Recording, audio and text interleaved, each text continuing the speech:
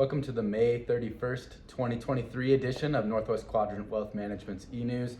Well, the game of chicken continues. You see rampant speculation in certain stocks, especially associated with the new in vogue trend of artificial intelligence, really mismatched economic data, job openings dramatically surprising to the upside, while purchasing manager index surveys dramatically surprising to the downside.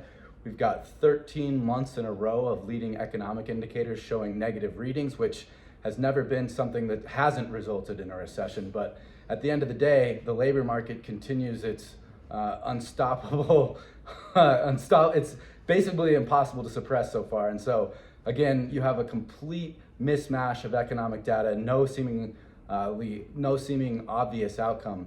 And I think that's led to a lot of confusing outcomes, especially in the market. When you look at certain segments of the market, small caps and mid caps specifically, they're obviously priced for recession. A large part of the S&P 500 is also priced for a recession. But then you look at certain names and there is just this complete unbridled gambling, so to speak, going on.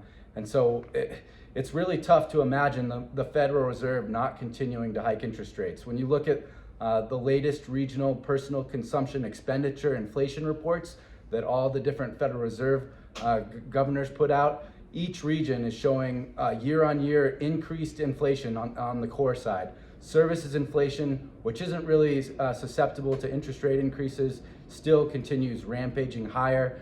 So basically it comes down to this mismatch between what the market thinks is going to happen and what the Federal Reserve thinks is going to happen. And it seems to be a game of chicken that market participants are playing with the Fed. Market expectations have shifted pretty dramatically since the middle of last month, and markets are now pricing in a pretty reasonable likelihood of interest rate hikes in the middle of June and even July, which is something that was pretty much non-existent about 3 weeks ago.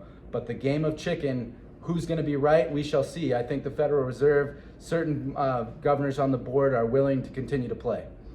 Yeah, so it boils down to what Josh just said, which is, the market, the stock market at least, or the large cap part of the stock market, believes that the Fed is going to capitulate and pause, and in fact, they think at some point later this year or early next year that the rates are going to come down.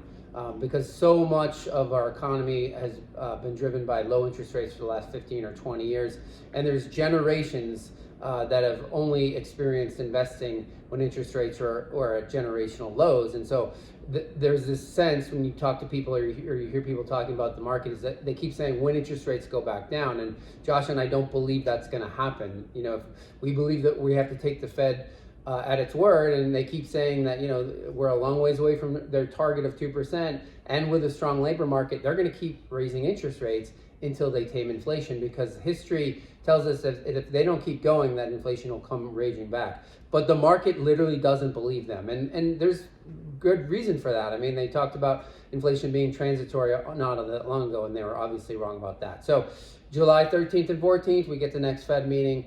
We expect them to raise rates. We'll see how the market reacts to that, but the market keeps looking further and further out, thinking that eventually rates are going to go down. Josh and I don't believe that's true. That doesn't mean that you can't make money in the market. It just means we're going to have a normalization of rates, which we think is good for the U.S. economy longer term. So remember, it is not, we can't time this. We can't time the debt ceiling. We can't time any of this stuff.